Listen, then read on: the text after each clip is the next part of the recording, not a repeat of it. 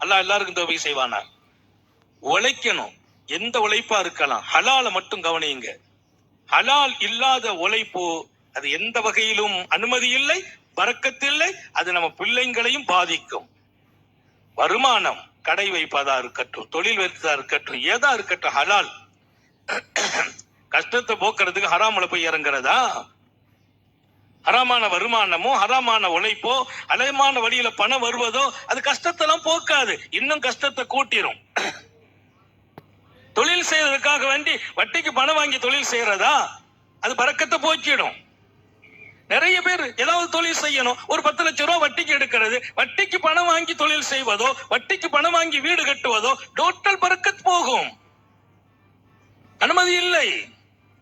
நான் வீடு கட்டுறேன், ஒவ்வொரு செங்கலும் ஹலாலா இருக்கணும். ஒவ்வொரு செங்கலும் என் புள்ள வாழணும், பேரம் பேத்தி வாழணும், அடுத்த தலைமுறை வாழணும். ஹராமை வைத்து வீடு கட்டுவதா? வியாபாரம் துவக்குகிறேன், ஒவ்வொரு பணமும் ஹலால். எங்க கடையில வந்து பல பேர் சாப்பிடுறாங்க, சூஃபிகள், ஞானிகள், அல்லாவின் நண்பர்கள், நேசர்கள், அவங்க எல்லாம் சாப்பிட வர்ற கடையில என்னுடைய முதலீடை ஹராமாக்குவதா? எத்தனை பெரிய பாவம் அது!